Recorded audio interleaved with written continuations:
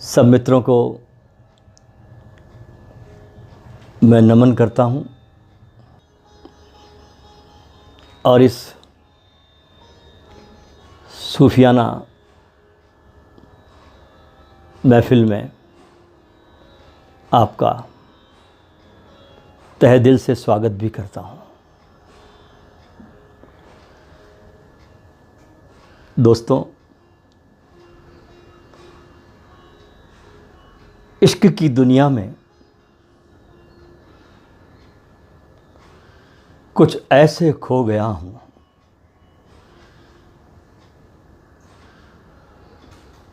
उसे पाया नहीं है मैंने,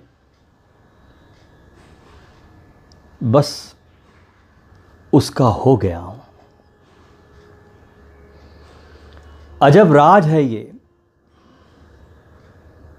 बहुत अजब राज है ये मोहब्बत के फसाने का। जिसको जितना आता है उतना गाए चला जाता है।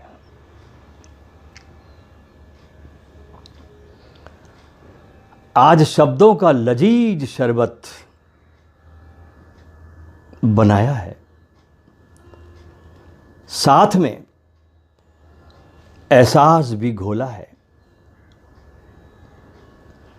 दो घूंट चक्कर देखो दिलबर, तुम्हारे लिए इश्क़े जाम बनाया है, तुम्हारे लिए इश्क़े जाम बनाया है। आप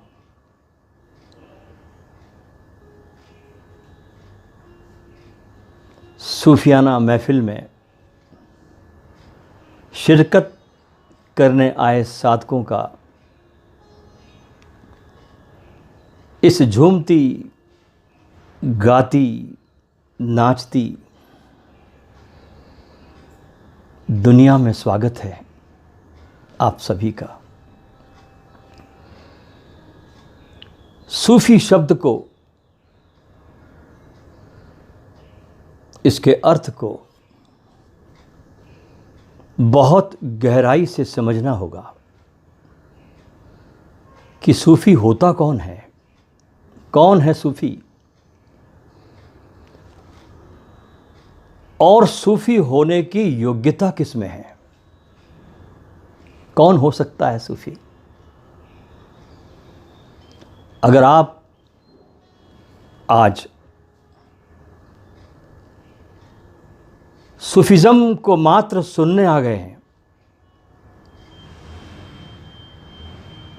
तो बहुत गलत जगह आ गए हो, क्योंकि मैं तो सुनने से ज़्यादा तुम्हारे सूफी हो जाने में विश्वास करूंगा। तुम कैसे सूफी हो जाओ, इसमें सबसे बुनियादी बात यह गहरे में समझनी होगी, बहुत गहराई से, कि सूफी हो जाने के लिए मुसलमान होना जरूरी नहीं है और आपको शरा शरीयत को ही मानकर चलना है, ये भी जरूरी नहीं, कोई आवश्यकता नहीं है। सूफी का तो अर्थ है प्रेम, इश्क, और इस प्रेम और इश्क के बिना इस्लाम तो क्या, दुनिया का कोई भी मजहब नहीं हो सकता, क्योंकि हर मजहब में, हर धर्म में इश्क ही आधार बनता है, नींव बनता है। और बिना इश्क के हर धर्म मुर्दा है। जैसे हिंदू धर्म में अगर भक्ति, प्रेम और उपासना न हो, यहूदी के धर्म में हदीस न हो, बौद्धों में जैन न हो, तो ये सारे जड़ हो जाएंगे, मुर्दे हो जाएंगे। यही तो सभी धर्मों की खुशबू है। और ध्यान रहे कि हम खुशबू को कैद नहीं कर सकते। अगर हमने अपने बगीचे में रातरानी या रजनीगंधा के पेड़ लगाए हैं, तो आप हवा को, खुशबू को ये तो नहीं कह सकते कि ए खुशबू रानी, मेरे पड़ोसी के घर मत जाना, तुम्हारी बातों को ना तो फूल सुनेंगे और ना हवा सुनेगी, तुम्हारा कहना नहीं मानेंगे। क्योंकि अभी इन दोनों को संसार का रंग नहीं लगा है, ये अभी शुद्ध है, अपने स्वभाव में है। इसी प्रकार इस्लाम का जो बगीचा है, उसमें से फूल बनकर सूफियाना खुशबू प्रकट हुई है इस बगीचे से। और ये सुगंध सारी धार्मिक इस्लाम के सीमाओं को लांघ कर धरती के कोने कोने तक पहुंच गई है। जैसे आत्मा के बिना ये शरीर मृत है, ठीक इसी प्रकार हर धर्म की आत्मा है प्रेम। और जब ये प्रेम धर्म से विदा हो जाता है, तो फिर वहां संप्रदाय बन जाता है। लेकिन फिर उन संप्रदायों में कुछ नहीं है, क्योंकि जब तक खुशबू थी तब तक तो कुछ बात थी। अब प्रेम चला गया, इश्क खत्म हो गया, अब कोरे शब्द बचे और संप्रदाय बन जाता है। सूफी संत जैसे बहुत इज्जत बख्शी जाती है सूफियाना में, जिनका नाम है जलालुद्दीन मौलाना रूमी। ये मौलाना शब्द ही कुछ मेरे तारों को तरंगित करता है। जब भी मैं मौलाना बोलता हूँ तो मैं जैसे उनकी धड़कन के साथ धड़कने लगता हूँ।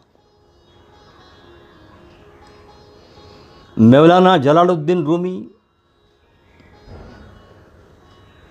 की मज़ार जो कोनिया में स्थित है, तुर्किस्तान में, उस मज़ार पर बहुत ही क्रांतिकारी बात स्वर्ण अक्षरों में लिखी है उस मज़ार पर। और जो बात लिखी है वो पूरे सूफी दर्शन का आधारभूत सूत्र है। उनकी मज़ार पर जो बात लिखी है स्वर्ण अक्षरों में, ये पूरे सूफी दर्शन का आधारभूत सूत्र है। जिसने इसको समझ लिया वो अपने भीतर सूफी की खुशबू को आत्मसात कर गया।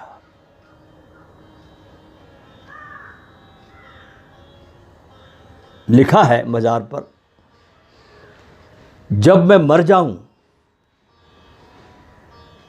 तो मेरे मकबरे को जमीन में मत खोजना, उसे मेरे लोगों के दिलों में खोजना।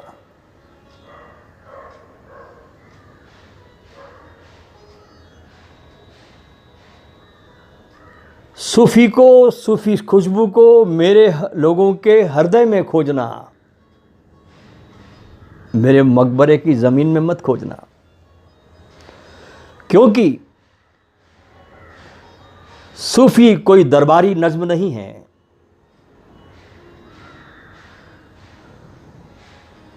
जो महफिल में सुनाई जाती है। ये तो इश्क सूफियाना है, जो रूह से रूह तक पहुंचता है। एक दिए से दूसरे दिए में छलांग लेता है। सुगंध हस्तांतरित होती है। सूफी यानी प्रेम के रास्ते पर चलने वाले। सूफी वो है जो रहस्यवादी खोज में है और एक रहस्यमयी सत्ता जो चारों तरफ से हमें घेरे हुए है, इस सत्ता के अतिशय प्रेम में है सूफी। तो तुम्हें सूफी मत के बारे में मात्र जान लेने के लिए नहीं, वरन मैं तो तुमको स्वयं ही सूफी हो जाने का प्यारा और बहुत खुला आमंत्रण तुम्हें दे रहा हूं कि कैसे तुम सूफी हो जाओ। अब इसमें कुछ बात समझ लेनी जैसी है। हर रास्ते के अपने कुछ नियम होते हैं। पहला कि सूफी धर्म पूरी तरह सद्गुरु की धारणा पर निर्भर है। बेस, बिना सद्गुरु के कोई सूफी धर्म है ही नहीं, क्योंकि सूफी धर्म ग्रंथों में और पुस्तकों में जरा भी विश्वास नहीं करता। सूफी धर्म आस्था रखता है, श्रद्धा रखता है एक जीवित सद्गुरु में, जो शरीर में है। इसलिए सूफियों में जो सबसे महत्वपूर्ण इंपॉर्टेंट जो बात है कि किसी एक सद्गुरु को खोज लेना जिसके साथ वे एक ट्यूनिंग, एक लयबद्धता और जिसके पास होने मात्र से वे अज्ञात के प्रति तरंगायित हो सके, समष्टि के प्रति, ब्रह्म के प्रति, कायनात के प्रति तरंगायित हो सके, और जिसके साथ इस अज्ञात की यात्रा में, अननोन जर्नी में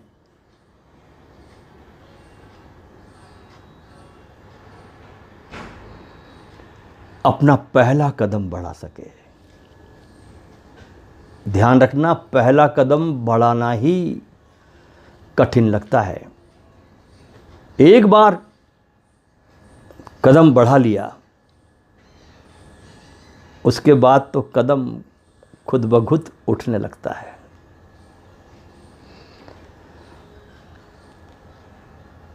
दूसरा नियम यह है एक नियम तो मैंने बताया, सद्गुरु को खोजना।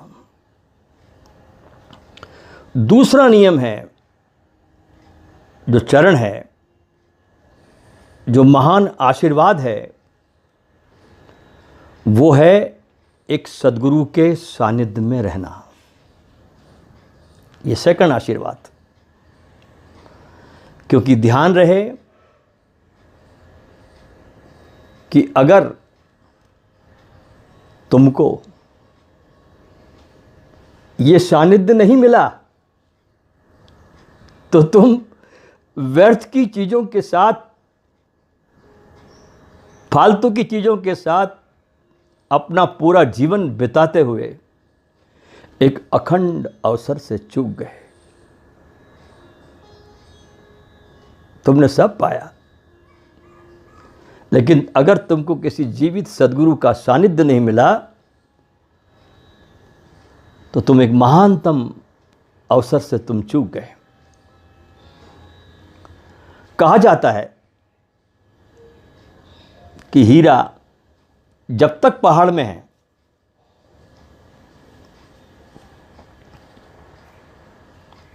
तब तक उसकी कीमत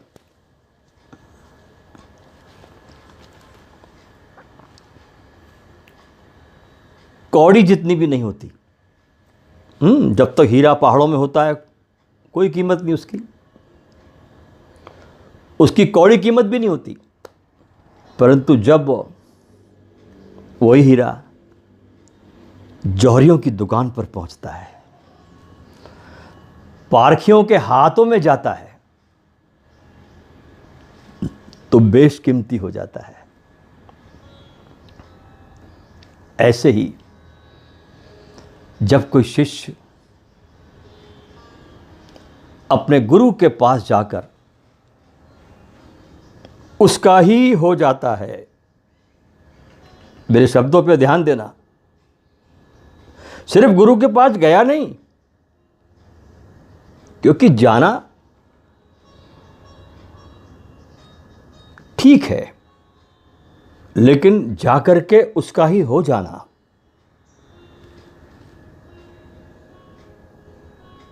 बहुत बड़ी बात है। जब शिष्य गुरु का हो जाता है तो वो भी बेशकीमती होकर गुरु के नूर से माला माल हो जाता है। किसी संत ने इसी अनुभव पे आकर, कोई संत अपने गुरु के प्रेम में खूब डूबा होगा, डूबना ही होता है। किसी संत ने इस अनुभव पे आकर क्या खूब गाया है। कहते हैं वो, किसी काम के थे नहीं, जब तक गुरु नहीं मिलता तब तक तुम किस काम के हो। किसी काम के थे नहीं, कौड़ी ना कोई दे, सद्गुरु ने कृपा करी, भई अमोलक दे, अमोलक हो गई, लाखों के पार चली गई। मैंने अपने सद्गुरु में सूफी की चेतना को साक्षात देखा, समझा, उसमें सांसें ली, उनको उठते देखा, बैठते देखा, मौन होते देखा, उनकी हाथों के इशारे देखे, उनका नूर देखा।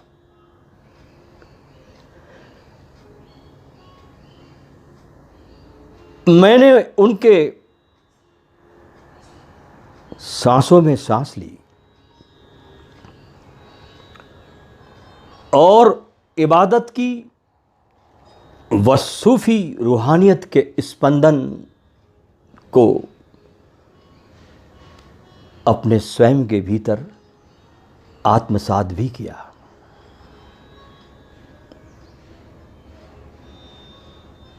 सदगुरु ओशो से बड़ा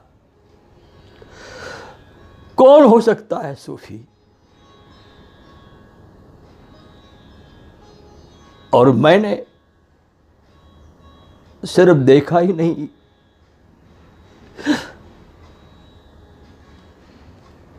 उनके स्पंदन को अपने भीतर आत्मसात किया।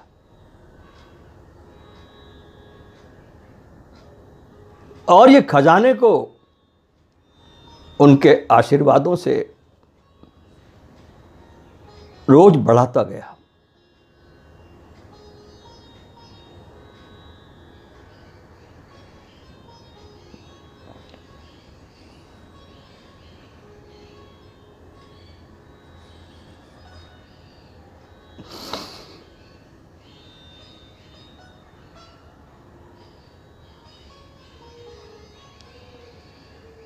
इसलिए सूफी कोई धर्म या दर्शन नहीं है,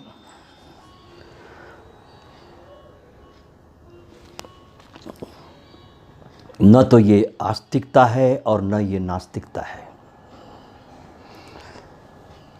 ये तो सभी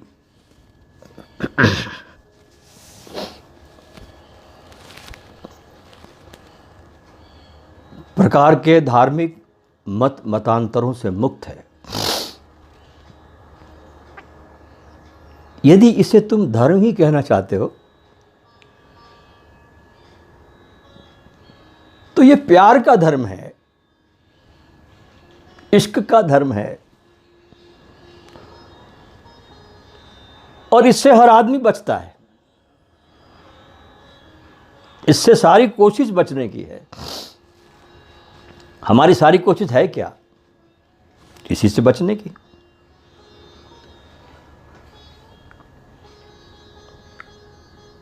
मौलाना जलालुद्दीन रूमी मुझे फिर याद आते हैं।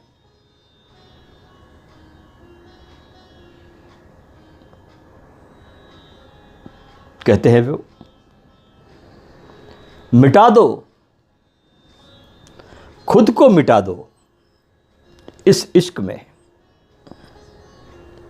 अगर तुम इस प्रेम में मर सके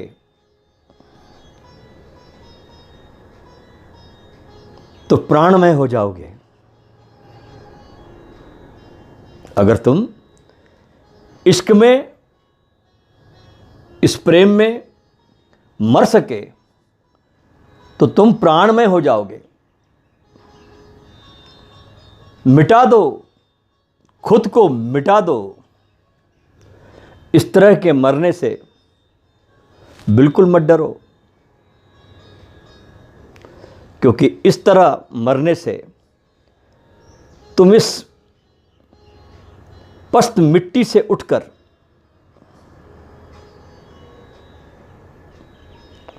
आसमानों तक पहुंच पाओगे। और आसमान बाहर का नहीं, तुम्हारे भीतर भी आसमान है। ये पूरा पिंजरा तुम्हारा 5 तत्वों से बना है। ये जो आकाश आप देखते हो ना, ये कुछ भी नहीं है। जो आपके भीतर घटाकाश है, बहुत बड़े आकाश है आप, जिसकी कोई तुलना बाहर के आकाश से की ही नहीं जा सकती। इतने विराट है तुम।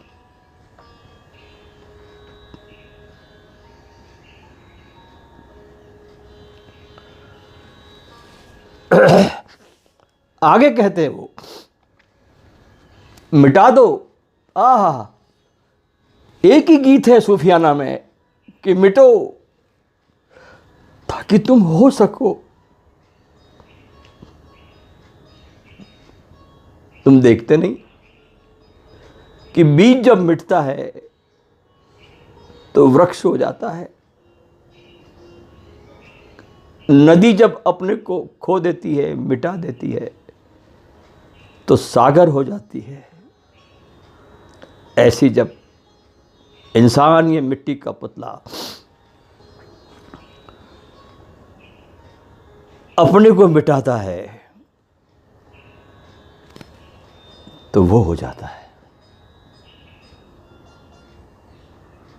परमात्मा हो जाता है।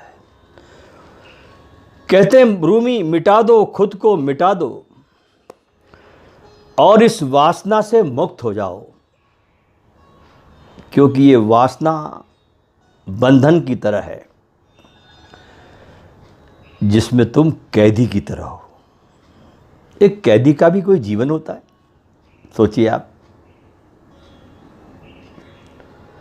इसलिए सूफी सौंदर्य का धर्म है, क्योंकि जब प्रेम में आदमी आता है तो सौंदर्यपूर्ण हो जाता है, सौंदर्य के प्रति संवेदनशील हो जाता है।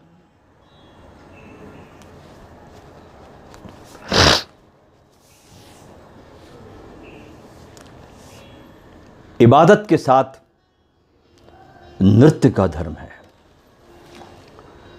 और गंभीरता इससे कोसों दूर है। गंभीर तो है ही नहीं।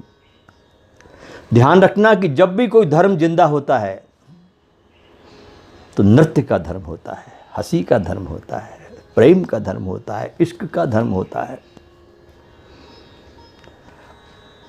और जब वो फूल चला जाता है जो उस बगीचे में खिला, सुगंध उड़ जाती है, तो उन खानखाओं पर, उस आश्रमों पर, उन संगठनों में,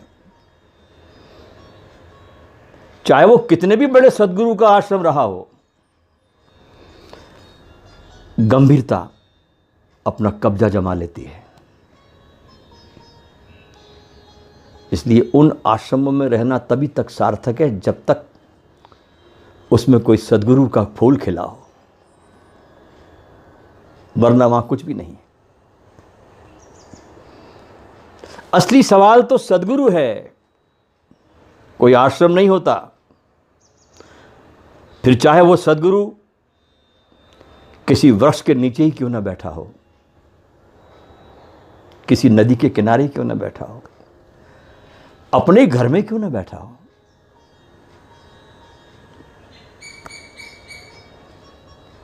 इसलिए गंभीरता से सूफी धर्म बहुत दूर है।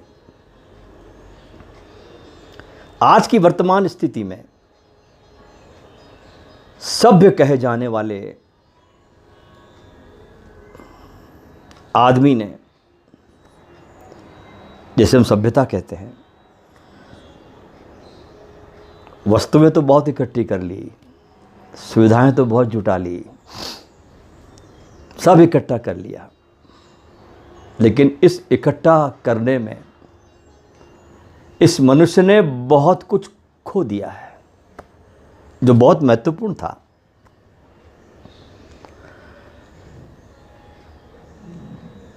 विश्वविख्यात विचारक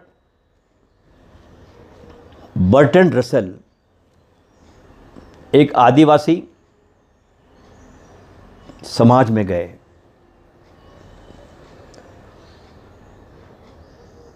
पूर्णिमा की चांदनी रात थी और जब आदिवासी वहां नाचने लगे अपने ढोल नगाड़ों पर, ताल पर, चांदनी रात में नाचने लगे और ढोल मजीरा बजे, तो रसल के मन में उठा, बर्ट्रैंड रसल के मन में, उसे देखकर उसके मन में विचार आया कि आज के सभ्य आदमी ने कितना खो दिया है। न ढोल बजता है, न मजीरा बजते हैं, पैर तो जैसे नाचना ही भूल गए। बर्ट्रैंड रसेल ने लिखा है कि अगर लंदन लौटकर मैं ट्रैफिल्गर स्क्वायर पर खड़े होकर नाचने लगूं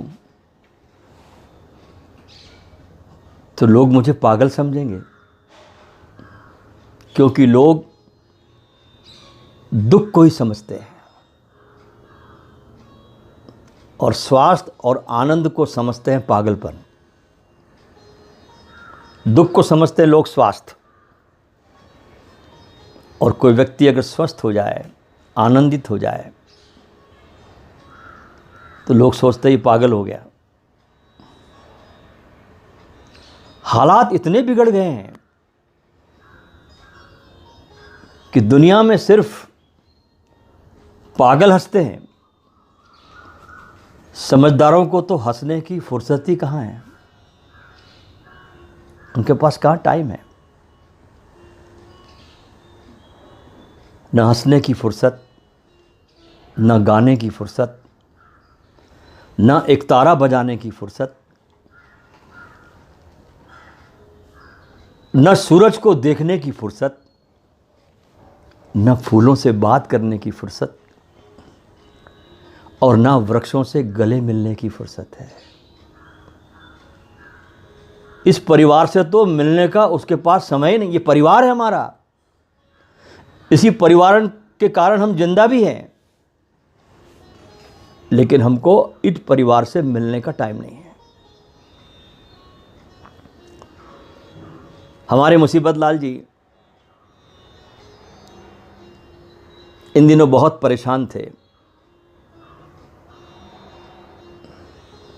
क्योंकि फुर्सत में थे और उन्हें इन फुर्सत के क्षणों में नींद बहुत आती थी, और इस कारण उनमें पूरे दिन भर आलस्य ही आलस्य भरा रहता था। इसलिए आखिर वे सोचकर अपने मोहल्ले के एक डॉक्टर के पास पहुंचे और मुसीबत लाल जी ने कहा, डॉक्टर साहब, बहुत बड़ी समस्या से घिर गया हूं कि मुझे बहुत नींद आती है, इसलिए हर समय सोता ही रहता हूं। डॉक्टर ने पूछा, कौन सा मोबाइल यूज़ करते हो? तुम्हारे पास कौन सा मोबाइल है? मुसीबत लाल जी बोले, डॉक्टर साहब, मेरे पास तो पुराना नोकिया 1100 है।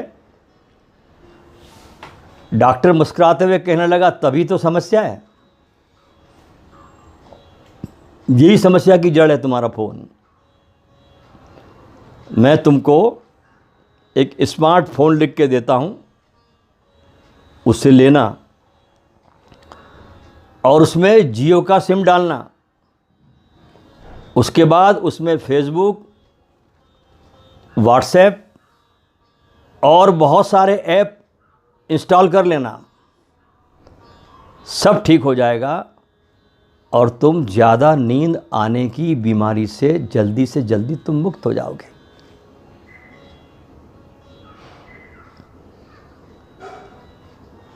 रूमी के जो गुरु थे,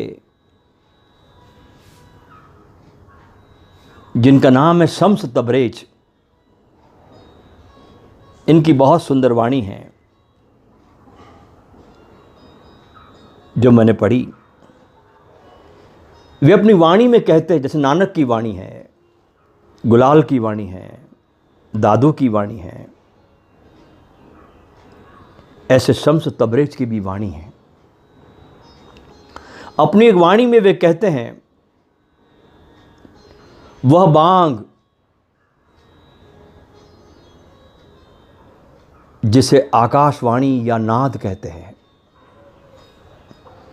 हर प्राणी के अंदर है। हर वक्त अंतर में वो धुन बज रही है। कौन सुनता है इसे? शम्स तबरेजी कहते हैं, कौन सुनता है इसे? कोई कोई कामिल मुर्शिद, कोई सदगुरु, कोई कोई कामिल मुर्शिद या कोई बावरा मस्त फकीर। आगे कहते हैं वो, इंसानों को देखकर, उनका जीवन देखकर, ऐ इंसान, तू गधे के समान खाकर, पेट भरकर सोया रहता है, क्या ही अच्छा हो कि तू जागे। और अपने भीतर रूहानी मंजिलों पर चढ़े। देख, ऊपर से आसमानों से आयतें आ रही है। परवरदिगार तुमको याद करता है, उसकी वाणी को सुनो, उसकी पुकार को सुनो, उसकी आयतों को सुनो। देख, ऊपर से आयतें आ रही है। वे कान जो इस नाद को नहीं सुनते बहरे हैं। वो जान, वो दिल जिसने इस परवरदिगार को हासिल नहीं किया, जान और दिल कहलाने की हकदार नहीं है। तू अपने पैरों में बंधी आशा और तृष्णा की रस्सियों को खोल। देखिए, दो ही रस्सी की बात कर रहे हो, आशा और तृष्णा।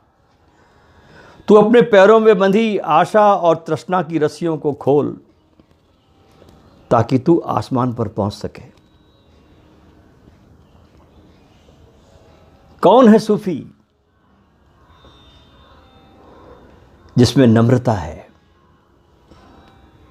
अहंकार शून्यता है, जो उसे मिला उसे बांटना भी जानता है। कला है उसके पास बांटने की। यूनानी भाषा में एक शब्द है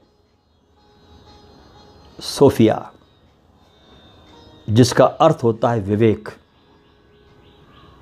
यानी जो विवेकपूर्ण है वो है सूफी।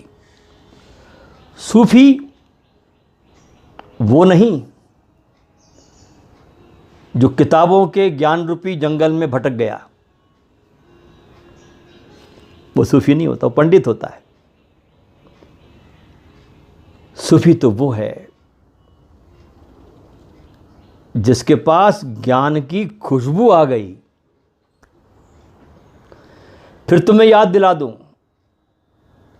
कि मजहबों की, संप्रदायों की दीवारों में जो बंधा है वो सूफी नहीं होता। और सूफी होने के लिए मुस्लिम होना जरूरी नहीं है। सिर्फ मोहब्बत में होना ही बहुत है। और इसी नाते से हम जान सकते हैं कि मीरा, चैतन्य महाप्रभु, जीसस, नानक, ये सब सूफी है। सूफियों में बहुत उच्च कोटि के सद्गुरु हुए हैं, जिसमें शम्स तबरेज, मौलाना जलालुद्दीन रूमी, ख्वाजा फरीदुद्दीन अत्तार, हकीम सनाई, अलहिल्लाज मंसूर, सरमद, अनेक अनेक आभामंडित नाम हैं। इसी सूफी के बगीचे में एक बहुत सुंदर फूल खिला, जिसे पूरी दुनिया उमर खयाम के नाम से जानती है। और बड़े आश्चर्य के साथ मुझे तुमसे कहना पड़ रहा है कि करीब करीब पूरी मनुष्यता इस महान व्यक्ति को समझने से चूक गई है।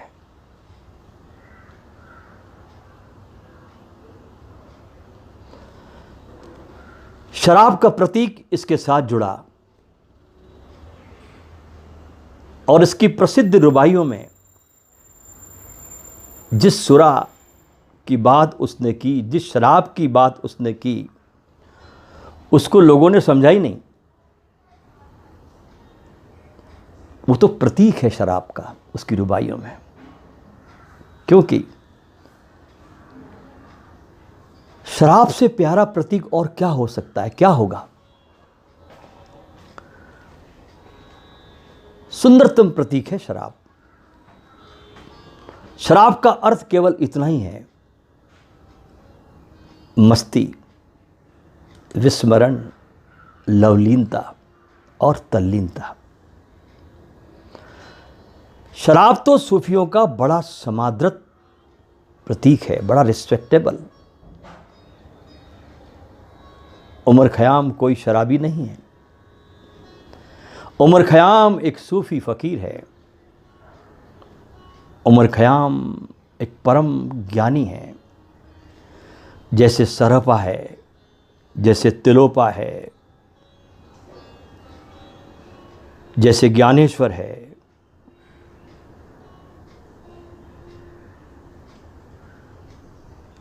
ऐसे उच्च कोटि के फ़कीर है। ऐसा परम ज्ञानी है उमर खयाम।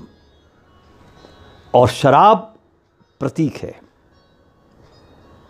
और शराब से सुंदर कोई प्रतीक हो ही नहीं सकता परमात्मा के संबंध में, क्योंकि जो भी उसमें डूबता है सदा के लिए मस्त हो जाता है, अलमस्त हो जाता है। और शराब भी ऐसी कि फिर उतरती नहीं। जिस शराब की उमर खयाम बात कर रहा है वो ऐसी शराब कि एक बार चढ़ी सो चढ़ी,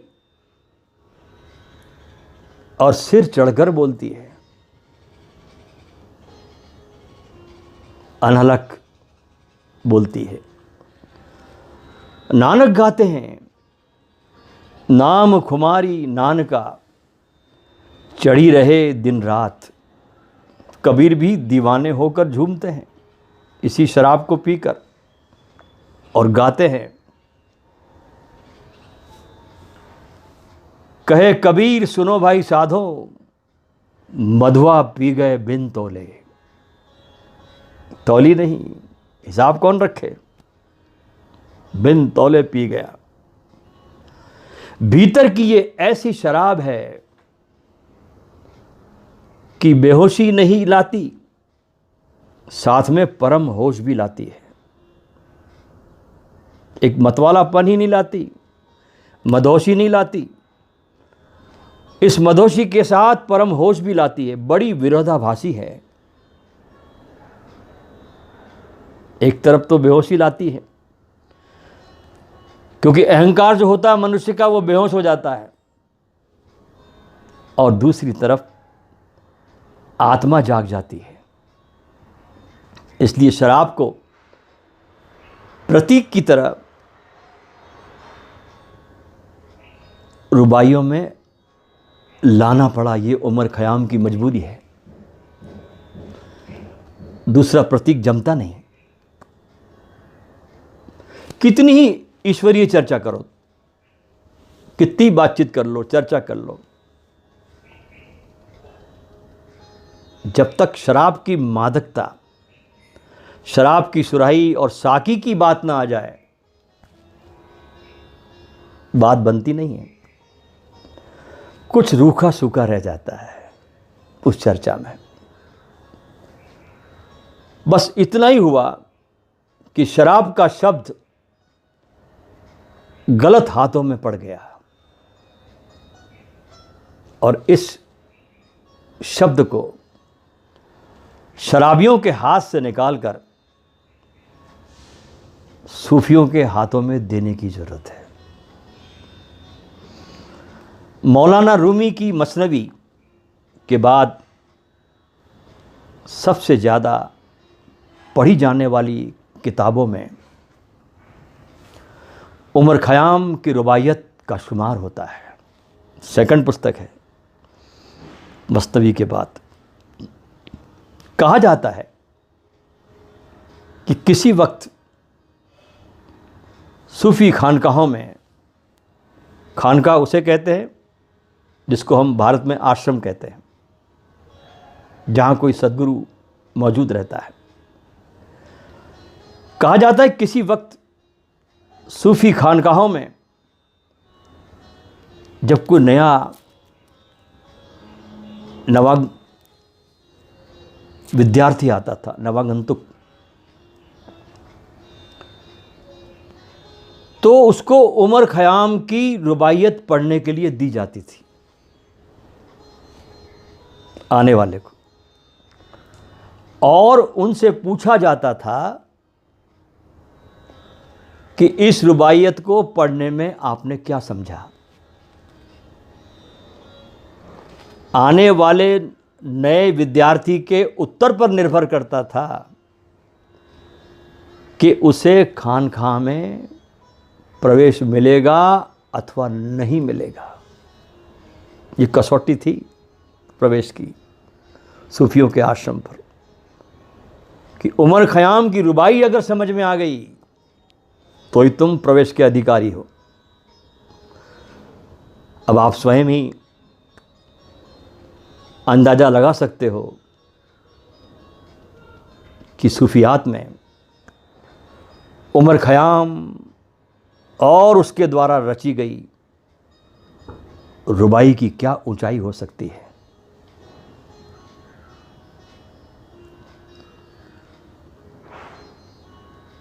हैरत में है ऊंचाई भी गहराई भी,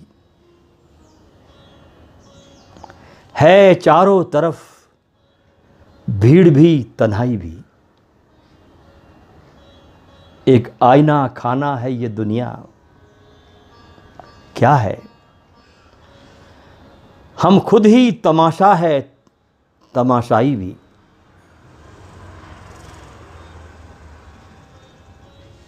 बर्फपोश पहाड़ों और सरसब्ज वादियों के दरमियान ईरान में एक छोटा सा बहुत खूबसूरत सा शहर है नेशापुर। इसी शहर के खेमा सीने वाले, यानी जो लोग तंबू टेंट सीने का कार्य करते हैं, इनकी बस्ती में एक दीवाना नौजवान, जिसके सिर में शायरी का सौदा समाया हुआ था, अपनी रुबाई से उस नेशापुर की वादियों में फिक्र व फन के चिराग रोशन कर रहा था। रुबाई शायरी की वो किस्म है जिसमें 4 मिसरों में, 4 लाइन में बात मुकम्मल कर दी जाती है। रुबाई एक काव्य विधा का नाम है। रुबाई अरबी शब्द रुबा से निकला है, जिसका अर्थ होता है 4। रुबाई 4 पंक्तियों की कविता है, जिसकी पहली 2 और चौथी पंक्ति तुकात्मक होती है और तीसरी लाइन को आजाद रखा जाता है। 3 पंक्तियां तुकात्मक होती है, पहले की 2 और आखिरी 1, और तीसरी पंक्ति को आजाद रखते हैं। वैसे तो एक ज़माने से रुबाइयों का चलन रहा है, मगर इस नौजवान ने, जिसका नाम उमर खयाम था, उसने इस रुबाइयों में तमाम ज़िंदगी के फ़लसफ़ों को इस तरह पेश किया कि रुबाई 7 रंगों की एक धनक बन गई, और जिसका हर अल्फाज नए अर्थों का,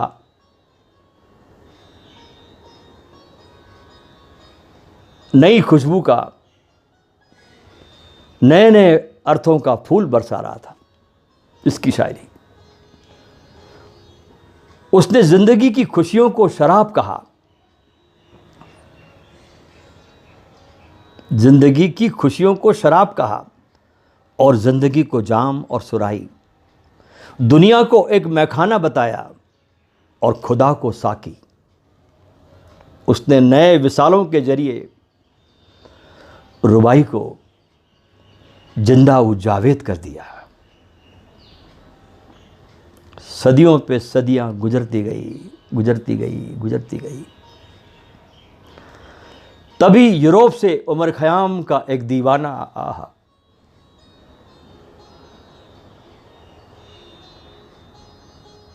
डेविड फिट्जराल्ड उठा। उसने 1857 में उमर खयाम की फारसी रुबाइयों को अंग्रेजी में पेश करके सारी दुनिया को और उसके अदब को रुबाई का सौदाई बना दिया। रुबाई और गज़ल का ये हसीन तजुर्बा एक ऐसा माहौल बनाता है जैसे नई शायरी ने पुरानी शायरी के गले में बाहें डाल दी हो, या जैसे ईरान के बर्फीले पहाड़ों से उतरकर, बड़े बर्फीले पहाड़ है ईरान में, उमर खयाम की रुबाई ने गज़ल का ताज अपने पेशानी पर सजा लिया हो। दूर से आती हुई, पहाड़ों के उस पार से आती हुई इस रुबाई की धड़कनों में जैसे उमर खयाम का दिल ही धड़क रहा हो।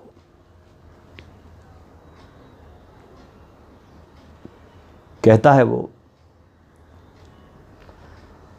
खोते ना हम जो होश उन्हें घर बुला के पी, या फिर बुतों को सामने अपने बिठा के पी। बेहद न पी, न बोल बहुत, जोश में ना, रुक रुक के पी, सुकून से पी, सर झुका के पी। दौलत है फकत 4 दिनों की, पी ले, इज्जत है फकत 4 दिनों की। पी ले, तू पी ले, पी ले। है वक्त शबो रोज तबाही की तरफ, समय जा रहा है वक्त शबो रोज तबाही की तरफ, मोहलत है फकत 4 दिन की, पी ले। मोहलत है फकत 4 दिनों की, पी ले। चलो पी ले कि यार आए ना आए, ये मौसम बार बार आए ना आए। चलो पी ले, गुलाबों की तरह तुम ताजा रहना, जमाने में बाहर आए ना आए, ये मौसम बार बार आए ना आए। भारत में रुबाइयत का अनुवाद प्रसिद्ध हिंदी कवि श्री हरिवंश राय बच्चन ने खयाम की मधुशाला के नाम से किया है, और इसी खयाम की रुबाई से प्रेरित होकर उन्होंने बाद में मधुशाला लिखी, जो हिंदी की एक बहुत बड़ी अमर कृति है। उमर खयाम सुंदरी, शराब और इश्क के बारे में लिखता है। उसकी कविता का सौंदर्य अद्वितीय है, अपरिसीम सौंदर्य है रुबाई में। वो सूफी थे। जब वो सौंदर्य के संबंध में रुबाई में लिखता है तो लगता है कि स्त्री के सौंदर्य के बारे में लिख रहा है, नहीं, वो परमात्मा के सौंदर्य का बखान कर रहा है।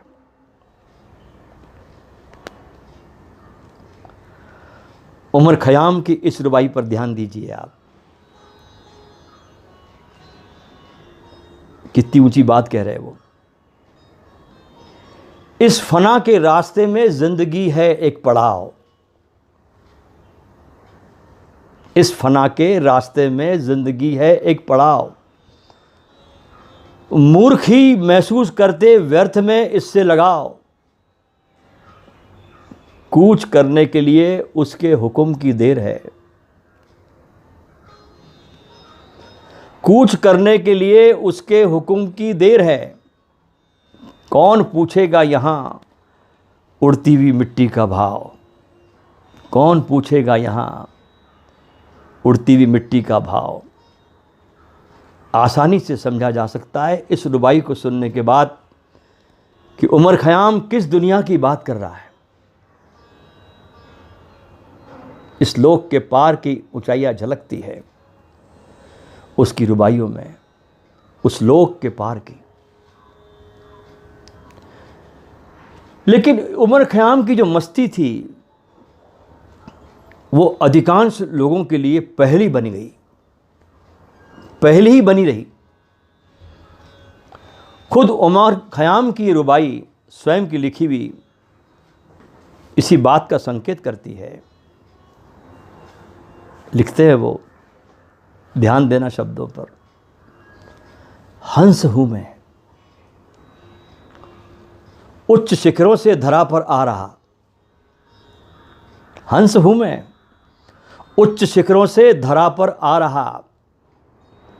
दार्शनिक बनकर धरा पर व्योम पर हूं छा रहा। पर अगम के भेद का ज्ञाता, पर अगम के भेद का ज्ञाता कोई भी न मिला। इसलिए मैं देश अपने आज वापस जा रहा। इस रुबाई से साफ लगता है कि उमर खयाम को इस बात का अनुमान भी था कि उसे ज़्यादातर लोग गलत समझेंगे और समझे नहीं जाएंगे।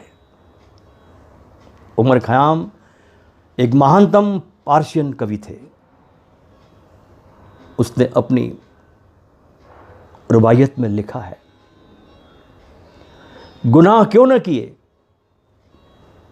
क्या खुदा रहीम न था। रुबायत ने ऐसे ही है जैसे जापान में हाइकू होते हैं, वैसे ही सूफियों में रुबाई होती है। रुबाई ऐसी किताब है जो संसार में सबसे अधिक पढ़ी गई और सबसे कम समझी गई। उसका अनुवाद समझा गया है लेकिन उसकी आत्मा बिल्कुल भी समझी नहीं गई, क्योंकि कोई भी अनुवाद करने वाला अपने शब्दों में किसी और की आत्मा के अनुभव को नहीं उंडेल सकता। शब्दों की अपनी सीमा है। जो अनुवाद कर रहा है उसको तो कोई अनुभव नहीं हुआ, और रुबायत तो प्रतीकात्मक है। और बेचारा जो अनुवादक था वो सीधा साधा अंग्रेज था, और उसकी नज़र में रुबाइयात सिर्फ मदिरा और सुंदरियों के बारे में बात करती है और कुछ नहीं। उसे लगता है कि उमर खयाम बस शराब और सुंदरियों के गीत गाता रहता है, क्योंकि बाहर से पकड़ रहा है, शब्दों के शरीर को पकड़ रहा है, भीतर की आत्मा का पता नहीं। हर अनुवादक के लिए ऐसा सोचना बिल्कुल सहज है। डेविड फिट्जराल्ड, जिसने उमर खयाम के रुबाई का अनुवाद किया, वो इस रुबाई के भीतर के मर्म को नहीं पकड़ सका। ये उसकी मजबूरी है, और ऐसा होना ही था, क्योंकि असल में तो उमर खयाम एक सूफी थे। वो मात्र शायर नहीं थे, गीतकार नहीं थे, एक सूफी थे, तसव्वुफ के व्यक्ति थे, एक जागा हुआ आदमी था। और सूफी अल्लाह को इसी तरह बुलाते हैं, महबूब, ओ मेरे महबूब, ओ मेरे महबूब मेरे। और वे अल्लाह के लिए स्त्रीलिंग वाचक शब्दों का प्रयोग भी करते हैं। विश्व में और किसी ने मनुष्य जाति और चेतना के पूरे इतिहास में परमात्मा को स्त्री की तरह किसी ने भी संबोधित नहीं किया है। सिर्फ सूफी ही परमात्मा को महबूब कहते हैं।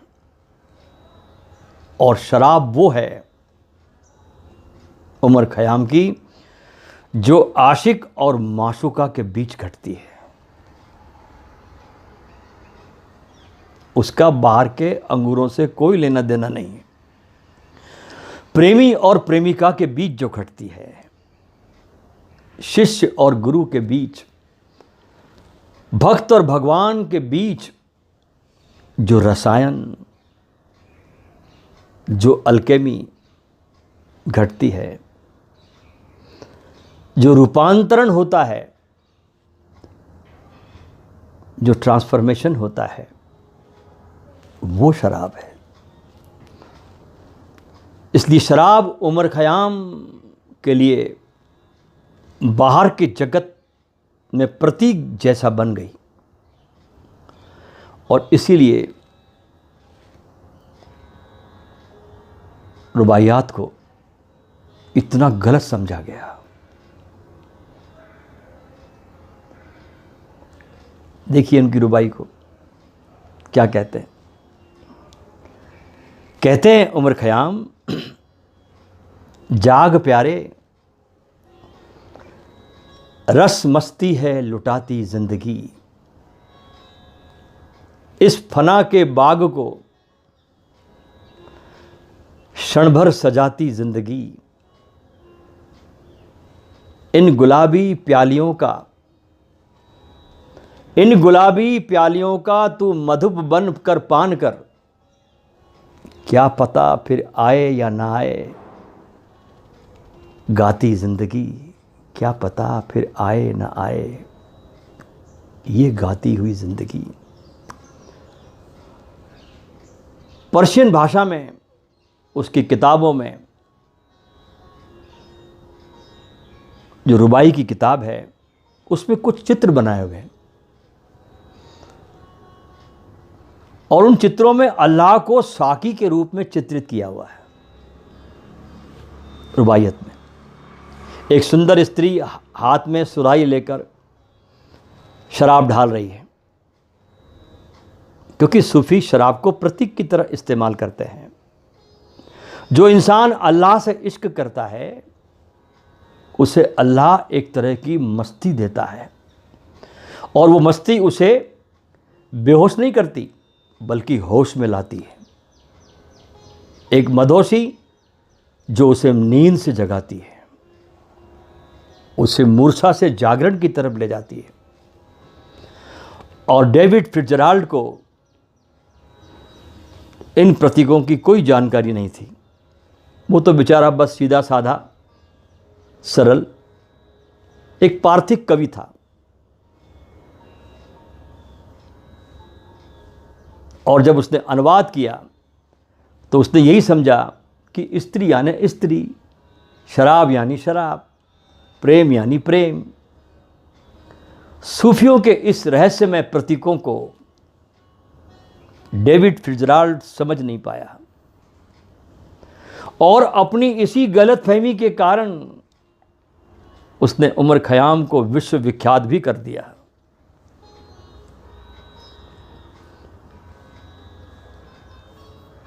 गाते हैं वो उमर खयाम, और मरुस्थल ये जीवन है लेना सतर्कता से काम, मरुस्थल ये जीवन है लेना सतर्कता से काम, काल क्रजाग प्राण हरने की घात लगा था आठोयाम, सुख का प्यासा मृग अबोध मन रखना इसको खूब संभाल, स्वर्ग नरक की मृग तृष्णा में बहक न कहीं जाए खयाम। स्वर्ग नरक की मृग तृष्णा में बहक न जाए कहीं खयाम।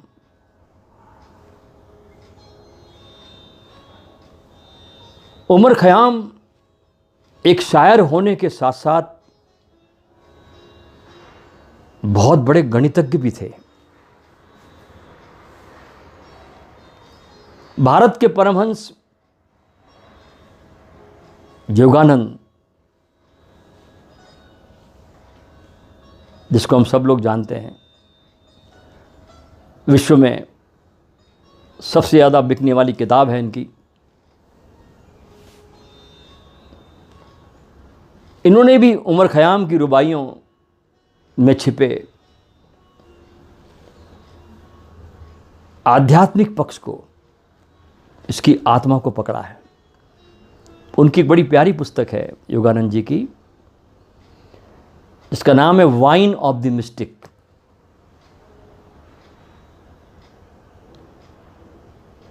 और उस किताब में शब्दों के उमर खयाम के भीतर छिपी हुई आत्मा को उजागर करने का एक बड़ा सुंदर सा प्रयास योगानंद जी ने भी किया।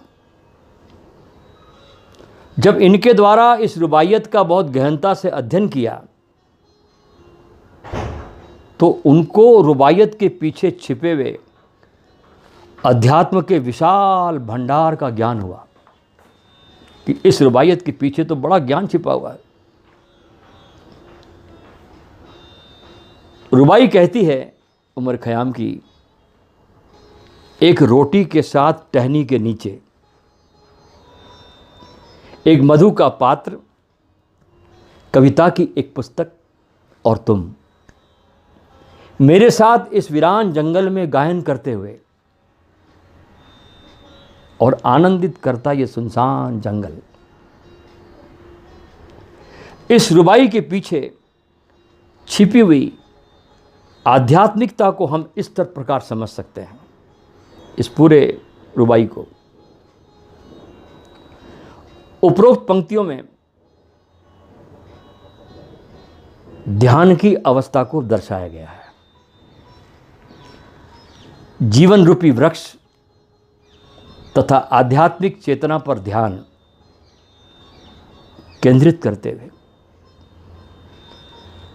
जीवन को वृक्ष है और उसमें अपनी जो चेतना है इस पर ध्यान केंद्रित करते हुए मैं शांति की छाया में विश्राम कर रहा हूँ। जैसे ही तुम्हारी चेतना पर तुम्हारा ध्यान जाता है तुम शांत होने लगते हो। मैं शांति की छाया में विश्राम कर रहा हूँ, जिसमें निरंतर चलने वाले प्राण जीवन को रोटी के रूप में पोषित करते हैं।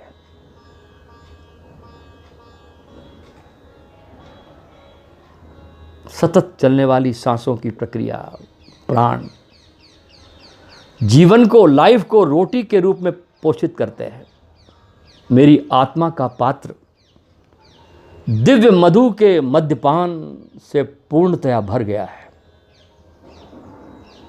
मेरा मन अनंत दिव्य प्रेम के काव्य को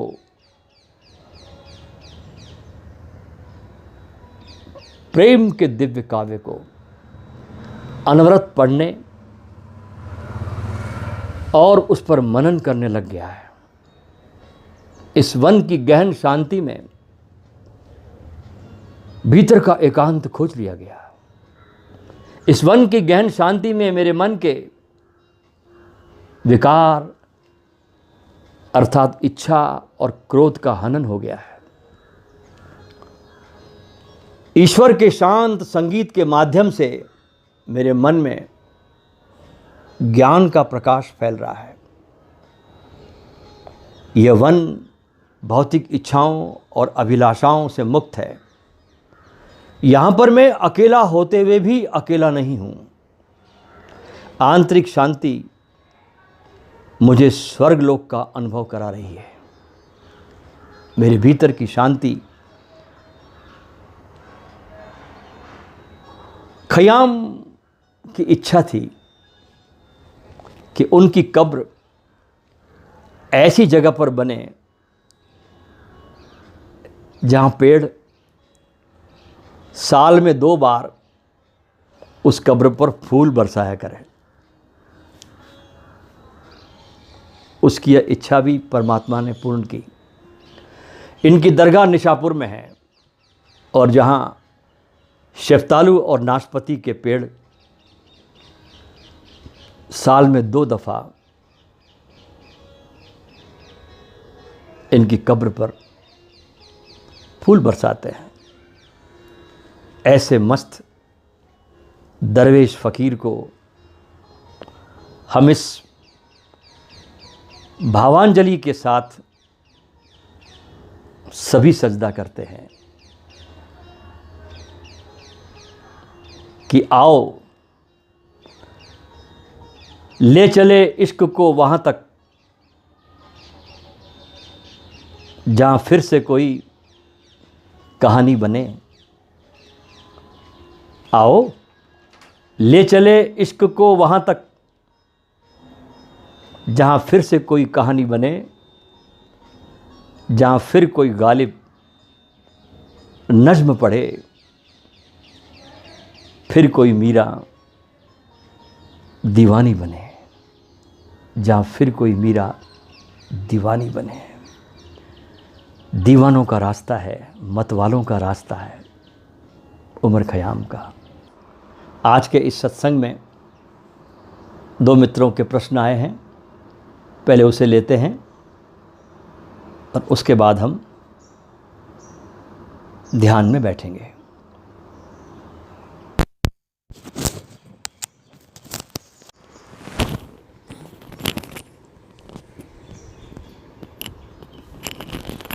प्रणाम स्वामी जी।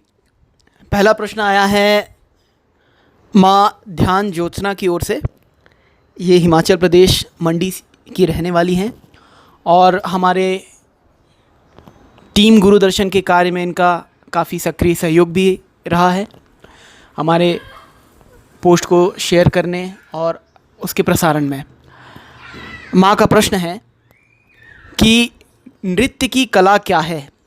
टीवी और इंटरनेट पर जो चलता है वो नृत्य कम और कसरत ज़्यादा लगता है, कृपया मार्गदर्शन करें।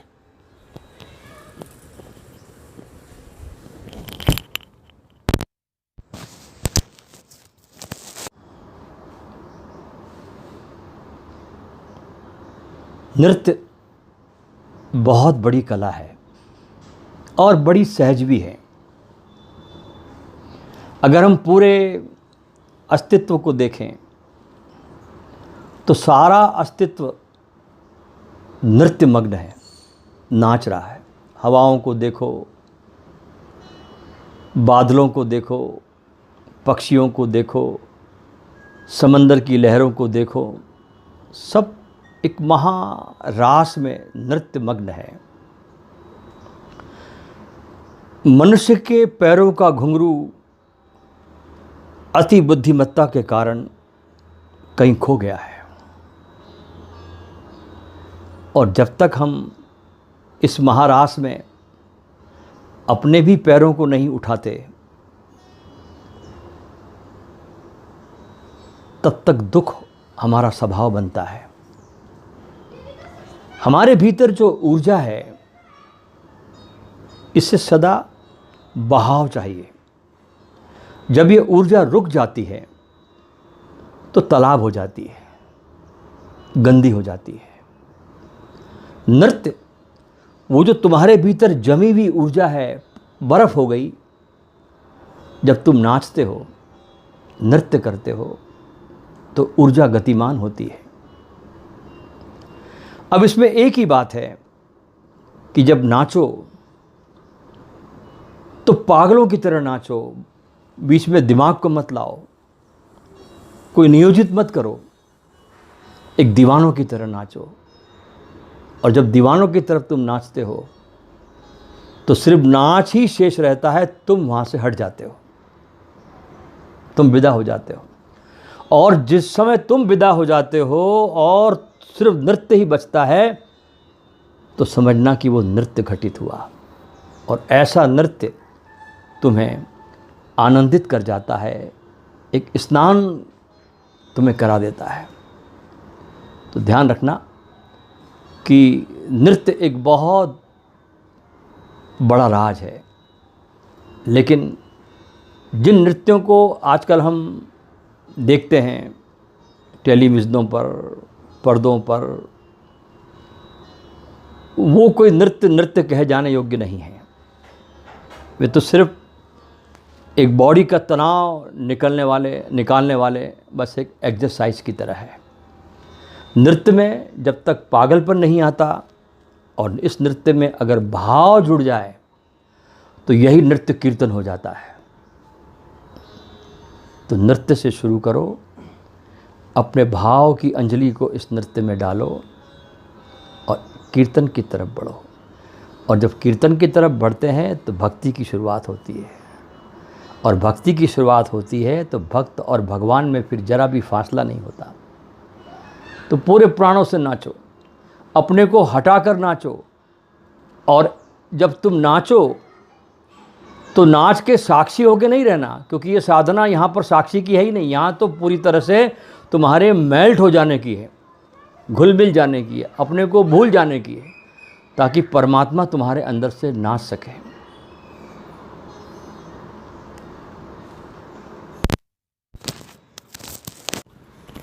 अगला प्रश्न भूपल शर्मा जी का है। वे पूछ रहे हैं कि प्रश्नों से मुक्त कैसे हुआ जाए।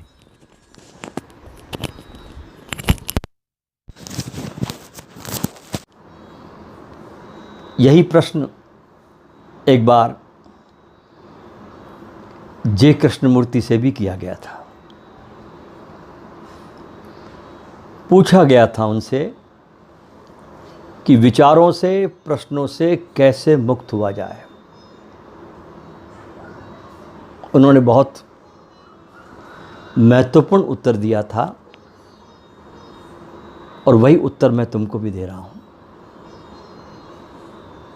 उन्होंने कहा था कि तुम प्रश्नों से और विचारों से मुक्त हो ही नहीं सकते। वो बात ही बेमानी, फिजूल की है। वो जैसे तुम अंधेरे से लड़ रहे हो कि अंधेरा कैसे दूर हो। कृष्णमूर्ति ने कहा था कि प्रश्नों से, विचारों से मुक्त नहीं हुआ जा सकता, हाँ, लेकिन बोधपूर्ण हुआ जा सकता है। तुम जितना ज़्यादा चैतन्य होने लगते हो, बोधपूर्ण होने लगते हो, होश से भरने लगते हो, अपने भीतर सजगता को आने देते हो, चैतन्य होने लगते हो, तुम पाओगे कि तुम्हारे प्रश्न वाष्पीभूत होने लगे, खोने लगे। क्योंकि उस चैतन्यता, सजगता के आकाश में प्रश्नों के कोई बादल नहीं होते, विचारों के कोई बादल नहीं होते। वहाँ तो एक खाली आकाश तुम्हारे होने का, तुम्हारे चैतन्यता का। तो प्रश्न से कैसे खाली हो, इस पर चिंतन मत करो। इस पर ध्यान दो कि मैं ज़्यादा से ज़्यादा चैतन्य कैसे हो जाऊं, ज़्यादा से ज़्यादा मैं सजगता को कैसे प्राप्त कर लूँ, बोध को कैसे प्राप्त कर लूँ, संवेदनशील कैसे बन जाऊं। इस पर अपनी ऊर्जा को लगाओ। ये पॉजिटिव वे है, वो नेगेटिव वे है। वो अंधेरे से लड़ना है, ये दिए का जलाना है। अब हम इस ध्यान के प्रयोग में बैठेंगे। इस ध्यान का नाम है समर्पण ध्यान। इसमें पहला चरण है कि 7 बार आपको हाथ उठाना है ऊपर। हर चरण 1.5 मिनट का होगा, 10.5 मिनट। आपको पहली बार हाथ उठाना है। हाथ उठाते हुए आपको ये महसूस करना है कि ब्रह्मांड की ऊर्जा आपके इन उंगलियों के द्वारा, उंगलियों के पोरों के द्वारा आपके भीतर प्रवेश कर रही है और आप ऊर्जा से भर गए हैं। और उसके बाद आपको धीरे धीरे धीरे धीरे सामने की तरफ झुकना है और हथेलियों को धरती पर लगा देना है और धरती को समर्पित हो जाना है, छोड़ देना अपने को। फिर धीरे से उठना है, फिर ऊर्जा को ग्रहण करना है फिर अपने को लबालब भरना है इस ब्रह्म की ऊर्जा से, फिर झुकना है। ऐसे ये 7 बार चलेगा और कुल 10.5 मिनट तक ये पहला चरण है। दूसरे चरण में आपको जब मैं कहूँ तो आपको उल्टे पेट के बल लेटकर विश्राम में चले जाना है, छोड़ देना अपने को, उल्टा लेट जाना है। आपके नाभि केंद्र का स्पर्श धरती से हो। 7 मिनट तक आपको उल्टे होकर लेट जाना है। तीसरे चरण में आपको इस ध्यान में जगत के प्रति मंगल भावना से भरना है। पूरे 10 मिनट तक गीत होगा मंगल भावना का। इस पर आपको सारे जगत के प्रति मंगल भावना करनी है। इस पेड़ के प्रति, पौधों के प्रति, मनुष्यों के प्रति, पशु पक्षियों के प्रति, सारे जगत में जितने भी जीव है, वनस्पति है, सब के प्रति, सूर्य के प्रति, चंद्र के प्रति एक मंगल भावना से भरना है। इसमें आप चाहो तो तीसरे चरण में आप बैठकर भी झूम सकते हैं, हाथों को ऊपर रखना है, झुमाना है, या खड़े होकर भी इसमें आप अपने को आनंदित कर सकते हैं। लेकिन मंगल की भावना से आपको भरना है। ये 3 चरण इसके हुए। तो आइए अब हम इन 3 चरणों के लिए हम ध्यान के लिए तैयार होते हैं। शरीर को बिल्कुल एक सुखासन में आप बैठ जाइए, जिसमें भी आप सुख से बैठ सकते हैं। जिस आसन में भी आप बैठ सकते हैं उसमें आप बैठ जाइए। अगर आपके शरीर में कोई कष्ट न हो तो आप अगर धरती पर वज्रासन में बैठ जाएं, जिसमें कि सूफी नमाज मुद्रा में बैठते हैं, आपके दोनों घुटने मुड़े हुए, रीढ़ सीधी, जरा भी झुकी भी नहीं। योग में इसे वज्रासन कहा गया है। और आंखें बंद कर लें और इसके 7 चरण है जो मैंने आपको समझाए। पहले चरण में आपको 7 बार मैं आपको बताता रहूँगा, आपको दिशा निर्देश देता रहूँगा, आपको वो हिसाब से करना है। आंखें बंद रखें, शरीर को ढीला छोड़ दें।